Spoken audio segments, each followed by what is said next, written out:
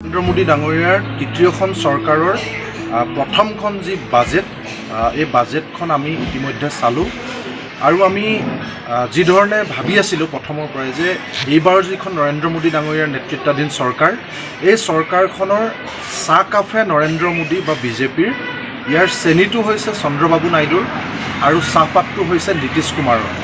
গতিকে এই ধৰণৰ এখন বাজেটে আমি ভাবিছিলোঁ যে বিজেপি চৰকাৰে আচলতে এনেকুৱা এখন বাজেটেই কৰিব, কাৰণ তাৰ মাত্ৰ দুটা উদাহৰণ দিলে আপোনালোকে অসমবাসী ৰাইজে সকলো কথা বুজি পাব যে এইবাৰৰ বাজেটত মই প্ৰথমতেই কৈছোঁ যে নৰেন্দ্ৰ মোদী ডাঙৰীয়াই কেৱল নিজে প্ৰধানমন্ত্ৰী হৈ থাকিবৰ কাৰণে তেওঁৰ সোঁফালে যদি নীতিশ কুমাৰ আৰু বাওঁফালে কান্ধত চন্দ্ৰবাবু নাইডুৰ দুয়োগৰাকীৰ কান্ধত ভেজা দি তেওঁ প্ৰধানমন্ত্ৰী হৈ থাকিবৰ কাৰণে এই বাজেটখনত তেওঁ উলংগ ৰূপত অৰ্থনৈতিক পেকেজবিলাক ঘোষণা কৰিলে। দুটা উদাহৰণৰ অন্ধ্ৰপ্ৰদেশক পুনৰ নিৰ্মাণ আইনৰ অধীনত অন্ধ্ৰপ্ৰদেশলৈ চলিত বিত্তীয় বৰ্ষত 15,000 কোটি টকা।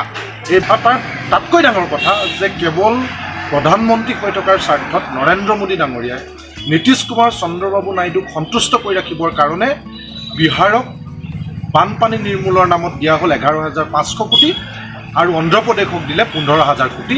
এয়া হৈছে দেশকৈ ভাৰতবাসীৰ প্ৰতি অন্যায় আৰু অসমৰ ক্ষেত্ৰত চূড়ান্ত অন্যায়।